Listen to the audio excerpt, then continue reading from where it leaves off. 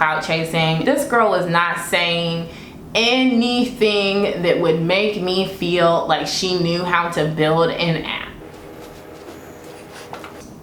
Hey y'all, welcome to Fiscal Collective, where I talk about money, personal finance, mental health, and kind of how all of those things intersect with one another. I also talk about current events where people talk about money and kind of like my reaction to it. If you like this video, if you like me, if you kind of want to support like a really small content creator, someone that is just like really regular, honestly, and is a bit shy, go ahead and like the video, comment, and subscribe. This video, if you clicked on it, it is about Danachanel. And so I want to do like a high level overview. First of all, disclaimer wise, please do not send any hate her way to the extent that you can. Obviously it's a topic du jour, I'm not here to censor you guys, but like this is not meant to be mean spirited, and I'm not even trying to, people that are upset, I'm not adding fuel to the fire.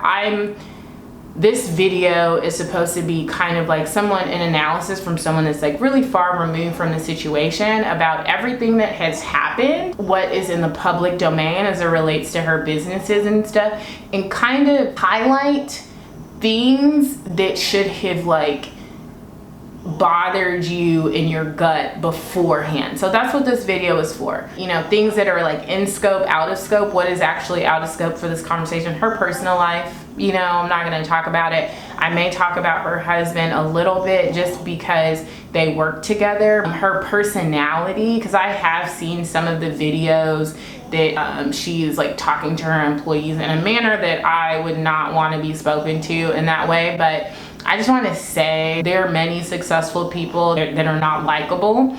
I want to teach y'all how to identify, you know, like dishonest business practices, and low key, like talks to her employees. I can't really, at least in my mind, like that's not like cut and dry like some of the other things that I'm telling you guys. But with that being said, most of the time we have a feeling in our gut. So we meet people, we're not really sure. Always go with your instinct. So if you have seen these videos floating around of how she talks to her employees, I think that someone that is a potential customer of hers should definitely factor that into whether they want to work with them or not. Another thing people might say is that I'm clout chasing. Duh, we're on the internet. That's what everyone does. I think the word clout chasing doesn't allow for like a lot of nuance, but if by clout chasing you mean that I'm talking about a current event or current topic and providing my own commentary, my own analysis in exchange that I will be able to continue to grow my platform due to the timeliness of the topic, then yes, that's exactly what I'm doing. And then all of this is allegedly. I have never patronized her. All of this is allegedly. All of this is alleged. This is not evidence. This is just, you know, I'm just chucking my mouth into everything that's going on. And so that's literally all this video is. So I think with all that being said, let's get into it. And so really at a high level, right, before we kind of start like moving down layers, what is this video? I'm working on a series on how to spot a scam. What I want to do is to profile some of the more prominent scammers of 2020. I think that there are just so many people that scam people that look like me. And so, or like just this like social media age, right? Like where there's a lot of marketing, but there's not a lot of substance, and then you end up having a lot of like angry customers and stuff. And so I want to be fair. I think that there is a bit of puffery. I think sometimes people bite off way more than they can chew. And then I think that there's some people that straight up like the feds need to come doop doop doop knock on their door and get them because they clearly are nefarious and stuff. So I'm going to talk to you guys. I'm going to profile some people and kind of like dissect them, and then hopefully like I can have like a capstone video that's like, hey, how to identify a scammer. So let's get into it. You may be asking, who is Danachanel? Danachanel is a well-known social media entrepreneur slash influencer. At the time of recording, she has about 740,000 followers on Instagram, and on YouTube she has about 18,000 subscribers. So she's pretty well known. Now, she did not get to that amount of subscribers just by posting pretty pictures. Well, Danachanel is an entrepreneur and social media influencer, I guess. But when it comes to actual brands that she's known for Sprinkle of Jesus, Curl Bible. There's a bit of an involvement, I would say at least her and her husband jointly, maybe she helps, I'm not really sure, with Jumping Jack Tax. And then also Alakazam apps. That's like her main thing. I think that's kind of like the company that's starting all of this, increased interest in her. I know she has a podcast with her husband. When her husband had a podcast, I think she kind of like co-opted it, or it's become like a group project, whatever. So we'll just call like her social media-ness, we'll just call that her personal brand, right? So she's a woman of color, really inspiring entrepreneurship story, founder story. And she wasn't born with a silver spoon. I think that helps with the appeal, but it would be lost on me for me to not bring up. She's like conventionally attractive as well. So she's a pretty woman, beautiful woman, black woman, a woman of color. And so these are things I think that are called out in her brand, either explicitly or implicitly. And so overall, that's who she is. I think Sprinkle of Jesus was like, kind of like the thing, maybe like 5 years from now or so. And then I think she had success with Sprinkle of Jesus. And I think that not only did she have success, she was open about it, kind of in that like preachy social media way or whatnot. Also Christian entrepreneur, that is going to count a bit later on. I think that kind of counts with like her overall assessment. And so very recently, the Shade Room had a post, which I'm going to insert here. They kind of laid out, I think, just different fact patterns, right, about her being a scammer. Now, what I will say this about the Shade Room post is that it's not like the Shade Room ran an investigation, right? So someone, which is this page called Danachanel's a Scammer, has been building a community of people that have been affected by Danachanel. And so they've been building this community, and that person or that group put in a paid ad for the Shade Room, right? So like, this is not, I could put in an ad on the Shade Room, for example, and say like, oh, you did blah, blah, blah to me, and you never did it. So it's a paid ad. It's not like the Shade Room running an investigation. It's not like an organic story. It does not take away from like the truth or not the truth. I just want people to know that it was a paid ad. But clearly the people that had the wherewithal to pay for this ad have a lot of receipts, and they have been compiling the common experiences of a lot of people. And then they're also doing the right thing and like, taking this content and not using it for social media fodder, but using it to get the victims together and actually have an investigation open by the FTC, which is the Federal Trade Commission. And so that's probably why you are here.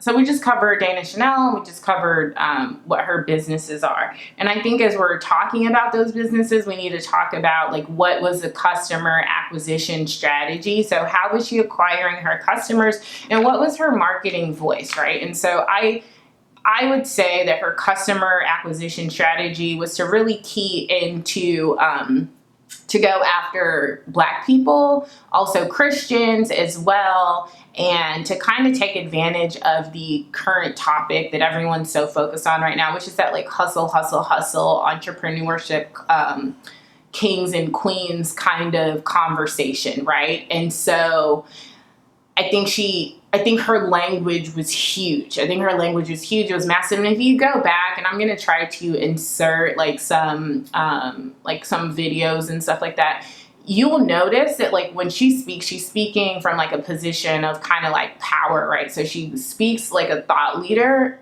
not saying that she is or she isn't. She speaks like a thought leader, speaks like a position of power. And it's almost like speaking in a way where someone should rely on your every, like kind of like hang on to your every single word, right? And so I think she takes her speech pattern assumes authority, right? Nothing fundamentally wrong with that. So like I said, back to me not talking about her, like, her personality or whatnot. And when I say that, I've seen like video of her talking to her employees not so kindly, but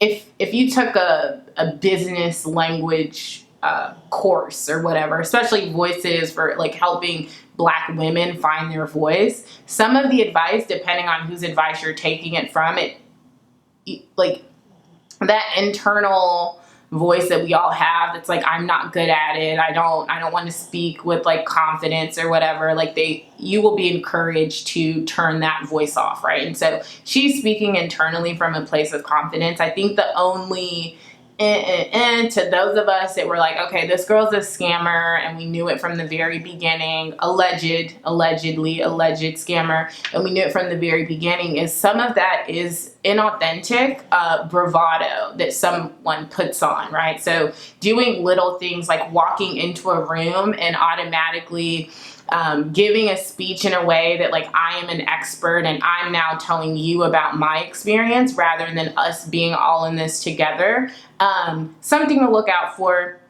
Who else talks to people in that way? Pimps, pastors, and salesmen, like used car salesmen. So it's a common tactic. I don't really know like what the word is for it, but I am going to insert some video, and it has so much to do with like pattern of speech, words that you use, saying phrases like I tell people all the time, or like someone gives you a question and then you tell the person, I'm going to rephrase that question in this manner. So you're constantly framing the conversation. It has a lot to do with like your posture, like how you sit in a seat, lean back, take control of the microphone, blah, blah, blah.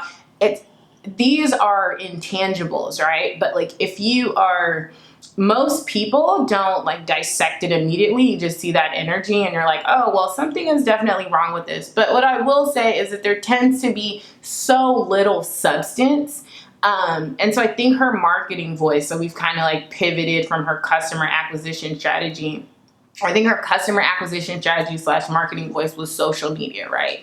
And so we live in this world of like hustle, hustle, hustle.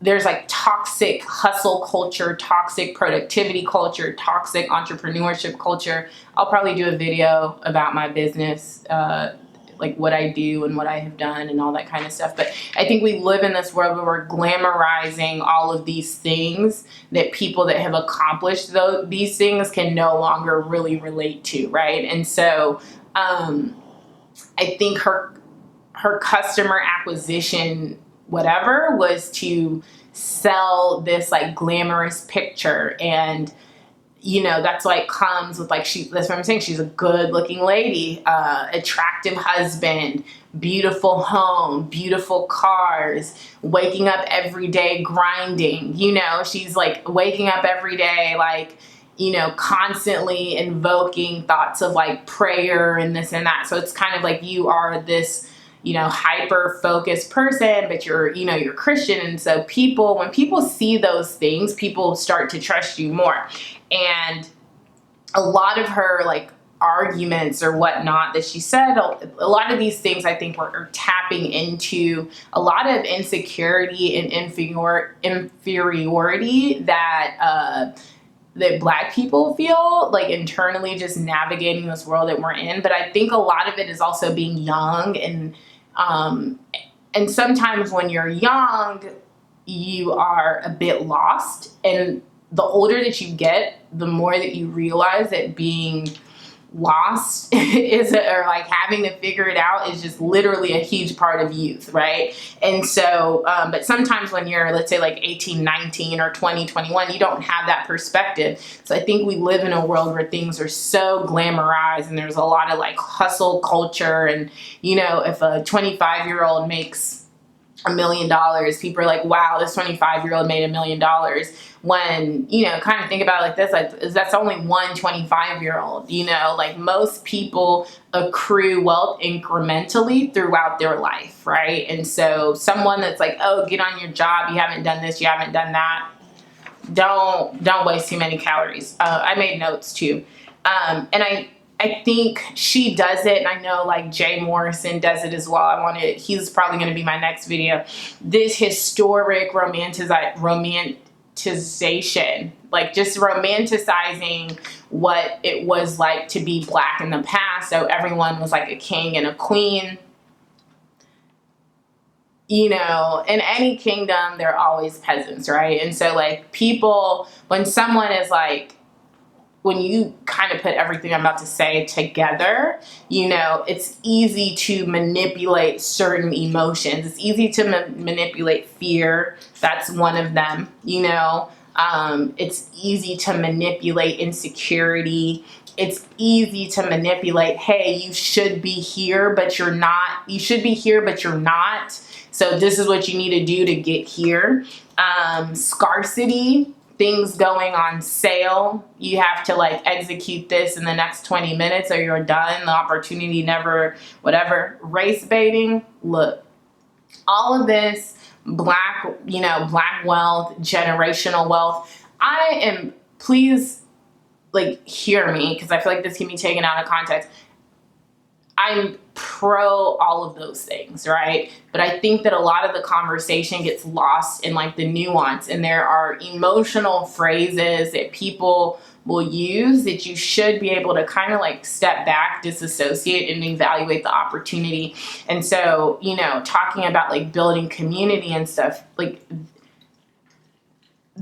someone with nefarious motives, right, knows that is the formula to get you to believe them, right? Because if I'm just sitting here talking about Black wealth, Black this, Black that, but I never provide any like technical know-hows or case studies about like stuff that I've done, or I don't have like, you know, testimonials from people outside of my organization, you should probably be like, what is going on?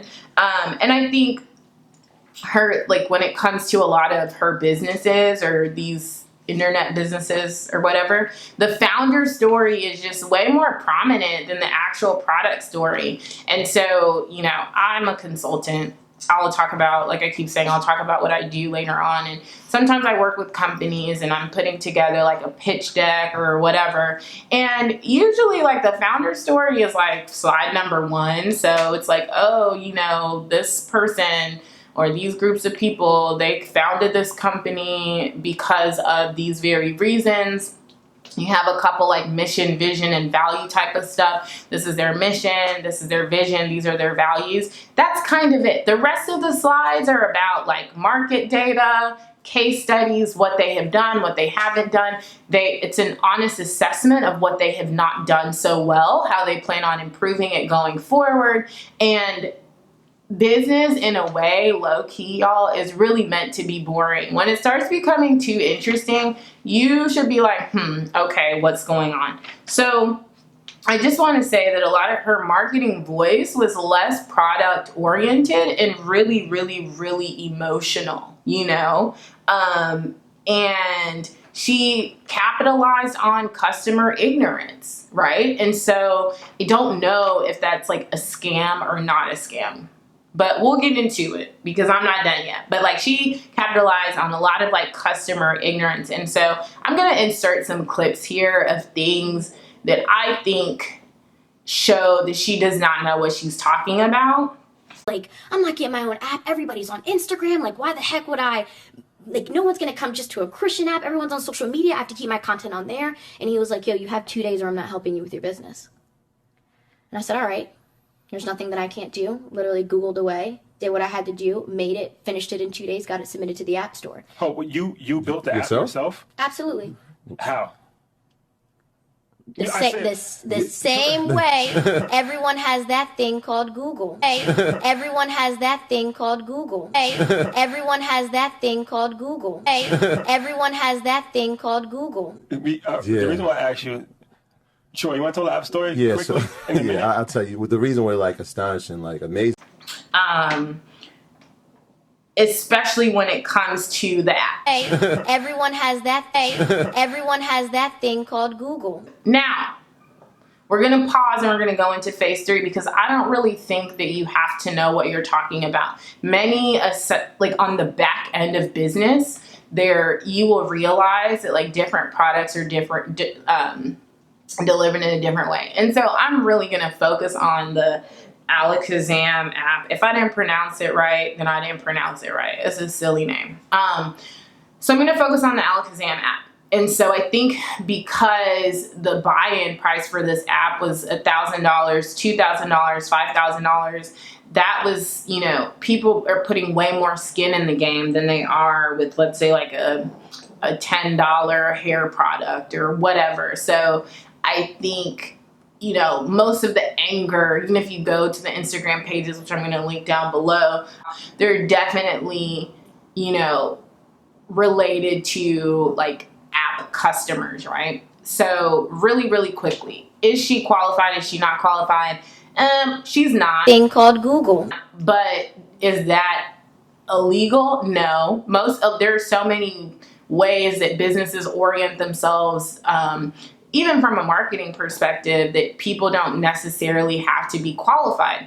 There's something called white labeling. A white label product is a product or service produced by one company, the producer, that other companies, the marketers, rebrand to make it appear as if they made it. There's nothing wrong with that. There's literally nothing wrong with that. People do it with hair. Like all these hair companies that y'all see, they are, you know, they have one common supplier or several common suppliers, and then everyone rebrands it as their own. And hopefully they're able to produce like an elevated level of service or something like that, or go after a niche market, blah, blah, blah. But pretty much they don't own the actual product. So their customers, the marketing companies, they get to focus on a go-to-market strategy or market penetration strategy rather than all of the logistics and fun stuff that come with building your own product, right? And then the producer of said product gets to take advantage of economies of scale, and they don't have to focus as much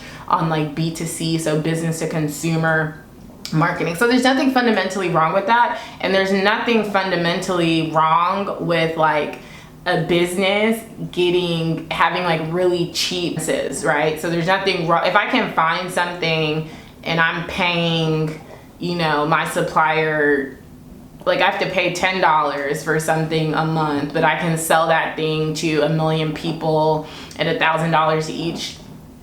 There's literally nothing wrong with that, and most companies are doing that anyway. So that's what she was doing for Alakazam. I don't want to mention the name of her white label software company because it's unfair to them, and I don't know much about her relationship with them, and I don't think that's what's in question here, right? So she was white labeling. And I think a lot of times, like I would see some of her videos where she would talk about Alakazam, and I felt like there is no way in Hades that if I wanted to get an app built that this is who I would reach out to. Now, I know a bit about IT enough to be dangerous, not that much. And so I think that there's certain things that if you are looking for an IT company or you're looking for a company to do business with, that you would look for anyway. If you're doing something electronically, you need to be thinking about like the technical know-how as well as like data security. So a decent app developer understands that those, once again, intangibles do give their customers a lot of comfort, and so they really like to like prioritize having those things, right? And so yeah, this should have bothered you. But once again, her messaging is just more so puffery and meaningless really to me, but that does not mean that she's a scammer. That means that she's just kind of sort of like saying things and writing checks that her beat can't cash, right? Well, then that becomes a scam, but y'all know what I mean. She's just over promising. There's nothing inherently wrong with over promising, but you got to deliver. You got to deliver. So once you don't deliver, now you're then in like the scam. Like once you don't deliver, now you're in the scam territory, right? And so it appears that people would reach out to Alakazam apps and want to have like an app developed or whatnot. And there's a poor customer service component to that. Now, y'all, go with your guts. Like, if someone mistreats you ever, including the hairdresser, please do not give that person any more money. Like, don't give that person any more money. But it seems like there's a lot of like customer service complaints up front. And then after that, like, which is typical if you're getting an app developed, by the time, first of all, you usually do some sort of like technical due diligence. So the company should be able to pitch to you really easily, right? So the company should be able to be like, here, these are some of the apps that we've built. These are some of the lessons that we've learned along the way. These are our case studies. And they should not be defensive about this, right? So if you call someone, you're like, hey, I want to get an app built, they should be like, hey, what are your, like, very simple, like, what do you think that you'll need? And then the person should be able to speak to their qualifications, right? So once you are more comfortable with their qualifications, as the conversations continue, then you should be signing an NDA with the company that will be building your app. And if you want to sign an NDA, either the company can offer you their own, like, kind of like boilerplate template NDA, or you can find your own. People Google contracts a lot and then copy and paste them. I personally, like, I'm not really a fan of that. I do understand the affordability, so I wouldn't say don't do that at all, but like, you can also go on LegalZoom and procure an NDA as well. And I think that just gives you way more protection, right? But NDA stands for non-disclosure agreement, and like the conversations are confidential, right? So that's thing number one. If the person takes your idea and regurgitates it, and from my understanding, she did that like on her page sometimes. Like, if the person takes your idea and regurgitates it, you now have an avenue, right? You're now protected. So when it comes to contracts, you know, you want to make sure that people are using like their legal business name and their legal name. However, if a contract is signed in bad faith, like if I lied about my business name, which apparently she did, I don't know, that's what I heard, that's what the little birdie told me. Apparently she lied, and the names that she was signing her contract with were not her actual name, was not like her actual government name. There's recourse for that, right? So if I sign a contract with the name like Bobby Sue or something like that, that doesn't mean that like, oh well, blah blah blah. You can sue me for not adequately representing myself to be who I said to be. But you should think, if someone gives you an NDA and it's not their name, or like it's not the company name, that's another red flag. And so I personally think that like Dana was and her name's Cassandra, by the way, Cassandra. I think that she was in like a very moral gray area up until she like started charging people. So from my understanding, she would charge people, and then it was almost like a recurring payment thing, right? And it was damn near impossible to turn off the payments, and they were threatening people with like collections and all this kind of fun stuff. But sometimes people would pay and then she would ghost them, essentially, not say anything. That is not right. Like, if someone, once you like take money from someone, it's honestly all fun and games. Like, you can say whatever you want on Al Gore's internet, but once you start taking money from people and not delivering what they said that they want, what they asked for, or not providing, not delivering what they asked for, not giving a refund, blah blah blah, then you really are in gray area, you know. And I think that's where she messed up. When she took people's money, apparently some people, she like took their money, ghosted them. Some people, she started like, they would give her ideas, she would share the ideas with everyone else. Some people, she would deliver like an app that had nothing to do with what they were talking about. And I just want to say, and I don't, maybe people, you know, this is more so anyone that finds this video for later on, if you're getting an app built, it takes a lot of time, even if it's like basic. So you should expect to go back and forth with this person for a long time. There's no way that someone can build an app off of two conversations, like not at all. And you should go through, like, they call it like a demo. So you should go through like a demo where the person like shows you your app but not the completed version, and you can kind of like test it, and y'all can look at it in like a development environment, you know, and kind of you're able to kind of like respond then. And you should be able to have like many different, the terms are like iterations. So it's a constant, like, this is what I want, this is what it looks like, okay, now this is what I want, this is what it looks like, you know what I mean? It should be iterative and agile is the term.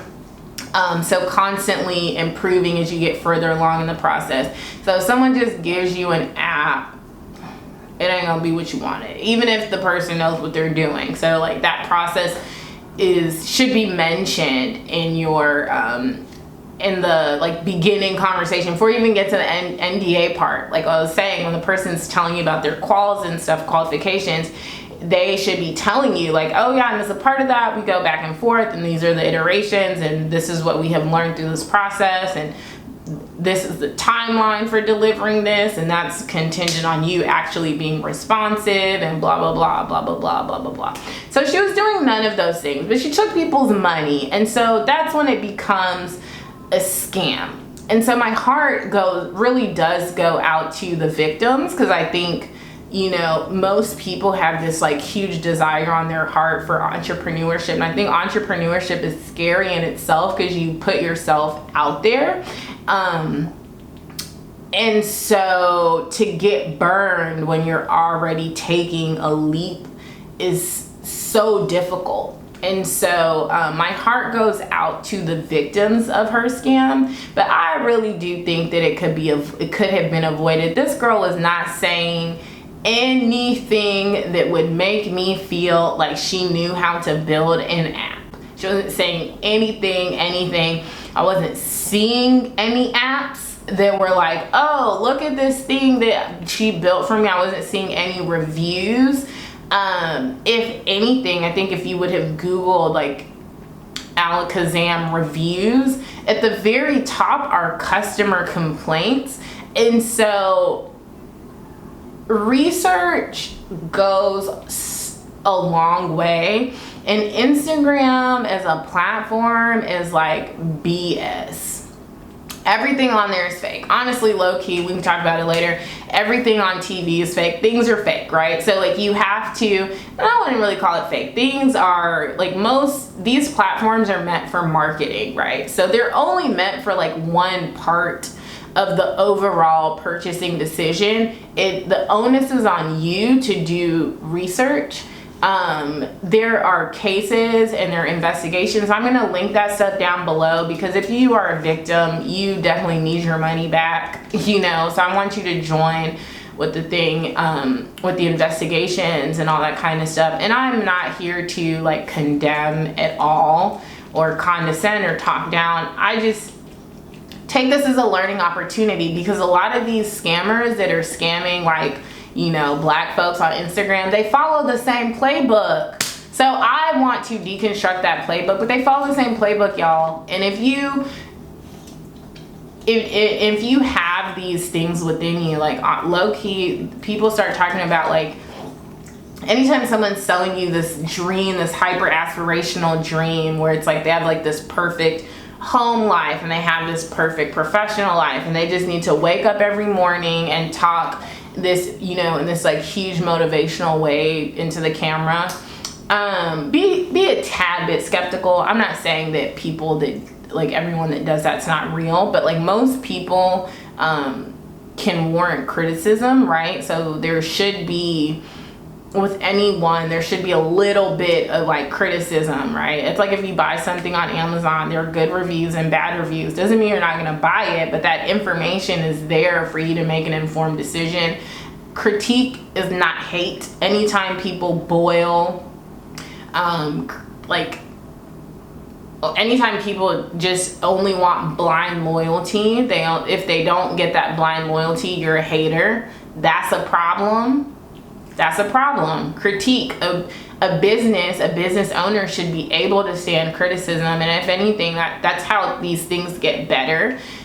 These really emotional appeals about these really emotional appeals to your blackness, just keep them in mind, right? Like, just keep it in mind that someone can hijack like that feeling and really take advantage of you. And I think like my overall whatever is to be totally vigilant. If you in the future, like if you wanted to, let's say, go with Alakazam apps, or you want to invest in the Tulsa real estate fund, before you put your money into those things, and we're not talking about a little bit of money here, like before you put your money into those things, you do need to do your due diligence, because if the thing's gonna be like proven, if you're going to go forward, my dog's licking my foot, but if you're gonna go forward with that transaction, then you should be able to go completely forward with that transaction. You know what I mean? After your research and everything, that should actually validate like why you want to patronize that business. So don't be afraid to do additional research. Anytime someone's like, if you don't buy now, you won't be able to buy later, say buy. Just like sayonara, buy, because I think that is how most of these like scammer type people, you know, they are, that scarcity thing, it's to prevent you from being able to do your own research and come to your own decision without all of that pressure, right? So it don't make no sense. So I think my video is kind of sort of all over the place. I am trying to figure this YouTube thing out, because sometimes low-key like it's way more fun to talk than it is to like follow my notes.